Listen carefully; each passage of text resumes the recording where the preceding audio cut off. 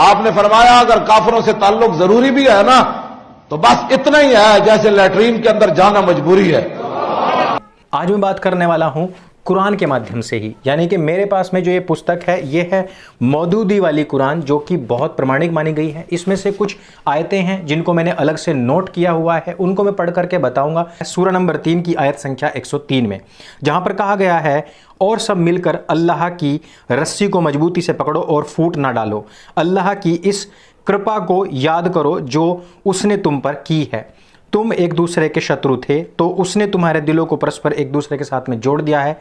अब तुम सब के सब मुसलमान हो, तुम उसकी कृपा से भाई भाई हो गए हो। अर्थात कन्वर्ट होने के बाद में ही वो भाई भाई हुए हैं। उससे पहले जब वो गैर इस्लामिक लोग थे तब वो भाई भाई नहीं बल्कि दुश्मन थे। अगली जो आयत है वो 8वें सूरा की 46वीं आयत है, जिसमें कहा गया है, और अल्लाह और उसके रसूल की आज्ञा को मानो और आपस में न झगड़ो, अन्यथा हिम्मत हार बैठोगे और तुम्हारी हवा उड़ जाएगी। अगली आयत है 9वें सूरा की 11वीं, और कहा गया है कि यदि ये तौबा कर लें और नमाज कायम करें और ज़कात दे दें तो ये ही तुम्हारे दीनी भाई हैं। जब आप इस प्रकार की बेहुदा बातें करते हैं कि हिंदू मुस्लिम भाई भाई, तब चुपके से आपके कान में आकर के कहती है, जा बे घंटा। अगली जो आयत है वो है 48-29, जिसमें कहा गया है कि मोहम्मद अल्लाह के रसूल हैं और जो लोग उनके साथ हैं वे काफिरों के मुकाबले में कठोर और आपस में दयालु रहें।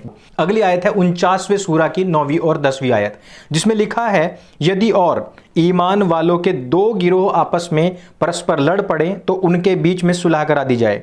ईमान वाले तो भाई भाई हैं, चाहे उनके बीच में कितना भी वैमनस्य क्यों ना हो, लेकिन वो भाई भाई ही रहेंगे। तो अपने भाइयों के बीच में सुलह करा दो और अल्लाह का डर रखो ताकि तुम पर दया की जाए। यहां से हमें बहुत स्पष्ट हो जाता है कि मुसलमान चाहे आपस में कितने भी बैरी क्यों ना हो, लेकिन वो आपस में हमेशा भाई भाई रहेंगे और आसमानी किताब इसी के लिए उनको आदेश करती है। लेकिन गैर मुसलमान जो है उनसे मित्रता भी नहीं रखनी है। इस प्रकार का आदेश तीसरे सूरा की 28वीं आयत में किया गया। तीसरे ही सूरा की 118वीं आयत है, जिसको आप ध्यान से सुने। ए ईमान लाने वालों, अपनों को छोड़कर दूसरों को अपनी अंतरंग कभी भी मित्र ना बनाओ, वे तुम्हें नुकसान पहुंचाने में कोई भी कमी नहीं करते। अगली जो आयत है वो 4:101 है, निश्चय ही काफिर तुम्हारे खुले शत्रु हैं। काफिर यानी कि हिंदू हैं जो ईमान वालों को छोड़कर इनकार करने वालों को अपना मित्र बनाते हैं। क्या इनके पास प्रतिष्ठा की तलाश है? प्रतिष्ठा तो सारी की सारी अल्लाह ही की है।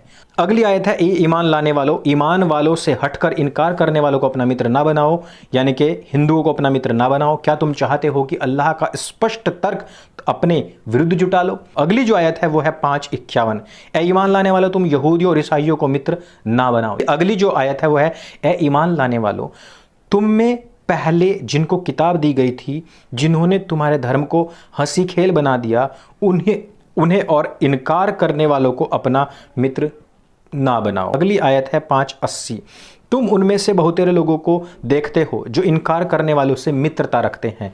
निश्चित ही यह बहुत बुरा है जो उन्होंने अपने आगे रखा है। अल्लाह का उन पर प्रकोप हुआ और यातना से वे सदैव ग्रस्त रहेंगे। 5:80। अगली आयत है, ए ईमान लाने वालों, अपने बाप और भाइयों को अपना मित्र ना बनाओ यदि ईमान के मुकाबले वो कुफ्र को प्रिय हों। तुम में से जो कोई उन्हें अपना मित्र बनाएगा तो ऐसे लोग अत्याचारी होंगे।